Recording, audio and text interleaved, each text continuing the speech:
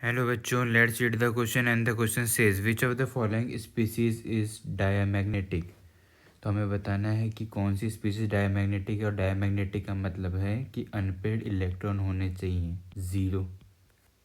जिसके अंदर unpaired electron नहीं है वही होगी डायमैग्नेटिक। एक ही बात करते हैं यहाँ पे NaCl4 2s दिया है। इसका ऑक्सीडेशन स्टेट फाइंड करते हैं तो एक्स मान लेते हैं निकल की।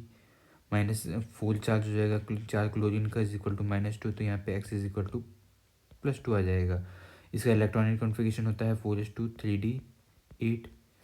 ऑक्सीडेशन स्टेट +2 है तो यहाँ से 2 इलेक्ट्रॉन रिमूव हो जाएंगे, 4s से बच जाएगा हमारे पास 3d8। इसके अंदर इलेक्ट्रॉन फिल कर देते हैं तो पहले 5 इलेक्ट्रॉन ऐसे ही फिल हो जाएंगे। इसके बाद पेयरिंग स्टार्ट हो जाएगी, यहाँ पे बच जाएंगे हमारे पास 2 अनपेड इलेक्ट्रॉन।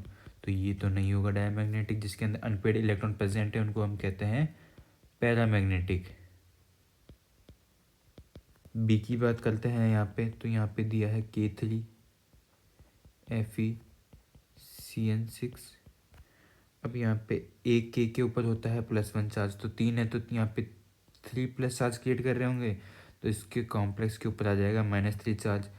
तो यहाँ पे Fe की ऑक्सीडेशन स्टेट फाइंड करते हैं तो आएगी +3। इसका इलेक्ट्रॉनिक कॉन्फ़िगरेशन होता है 4s2 3d6। +3 ऑक्सीडेशन स्टेट है तो 2 इलेक्ट्रॉन रिमूव होंगे एस से, एंड एक इलेक्ट्रॉन होगा रिमूव डी से, तो यहाँ पे हो जाएगा 3d5। तो यहाँ पे हमारे पास होती हैं easy orbital and T2g orbital, Eg and T2g। अब हमारे पास 5 इलेक्ट्रॉन है, उनको फिल करते हैं। अब क्योंकि यहाँ पे हमारे पास है स्ट्रॉन्ग फील्ड लिगेंड SFL है जो Cn है, तो ये हो जाएगी पेयरिंग। तो यहाँ बच जाएगा हमारे पास एक अनपेड इलेक्ट्रॉन, तो ये भी हो जाएगा हमारे पास पैरामैग्नेटिक। सी की बात करते हैं NiCO4। CO जो है वो हमारा न्यूट्रल लिगेंड होता है, तो इसकी वजह से Na के ऊपर जो ऑक्सीडेशन स्टेट होगी वो होगी 0। यहाँ पे इलेक्ट्रॉनिक कॉन्फ़िगरेशन होता है 4s2 3d8। अब यहाँ पे डी में हमारे पास 8 इलेक्ट्रॉन है एंड 4s के अंदर है 2। तो क्या होता है कि ये जो हमारा CO है वो स्ट्रॉन्ग फील्ड लिगेंड होता है, तो वो जो 4s के अंदर 2 इलेक्ट्रॉन है उनको जंप करवा के 3d के जो अनपेड इलेक्ट्रॉन उनके साथ पेयर करवा देता है, और ये बन जाता है कुछ इस तरह से।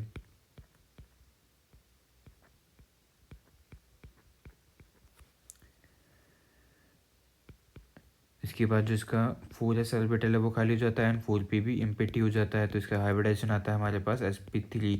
और यहाँ पे जो अनपेड इलेक्ट्रॉन का नंबर है वो हो जाता है 0, जिसकी वजह से ये डायमैग्नेटिक होता है। डी की बात करते हैं, यहाँ पे दिया कोबाल्ट साइनाइड दिए 6 और कॉम्प्लेक्स के ऊपर माइनस चार्ज है 4। यहाँ पे इसकी ऑक्सीडेशन स्टेट निकालते हैं तो यहाँ आती है +2। इसका इलेक्ट्रॉनिक कॉन्फ़िगरेशन है 4s2 3d7। +2 ऑक्सीडेशन स्टेट है मतलब 4s2 से 2 इलेक्ट्रॉन रिमूव कर देते हैं, ये बच जाता है 3d7। यहाँ पे हमारे पास ईजी ऑर्बिटल्स है एंड T2g ऑर्बिटल्स हैं। D7 है और यहाँ पे हमारे पास स्ट्रॉन्ग फील्ड लिगेंड भी है, मतलब यहाँ पे पेयरिंग भी होगी। तो पहले T2g में फिल करते हैं 3 इलेक्ट्रॉन, फिर इसके बाद पेयरिंग स्टार्ट हो जाएगी और फिर एक जो इलेक्ट्रॉन बचेगा वो जाएगा ईजी के अंदर। तो यहाँ पे भी अनपेड इलेक्ट्रॉन प्रेजेंट है एक, तो मतलब ये हो जाता है हमारा पैरामैग्नेटिक। तो मतलब हमसे क्वेश्चन में जो पूछा था कि कौन सी स्पीसीज में से डायमैग्नेटिक है, पहली हमने देखी NiCl4 2 ये है हमारी पैरामैग्नेटिक। ऑप्शन बी में भी पैरामैग्नेटिक है। ऑप्शन सी में निकल का जो कॉम्प्लेक्स है वो है हमारा डायमैग्नेटिक, एंड ऑप्शन डी के अंदर भी है पैरामैग्नेटिक। तो हमारा करेक्ट आंसर हो जाता है option C. Hope understood it well, all the best.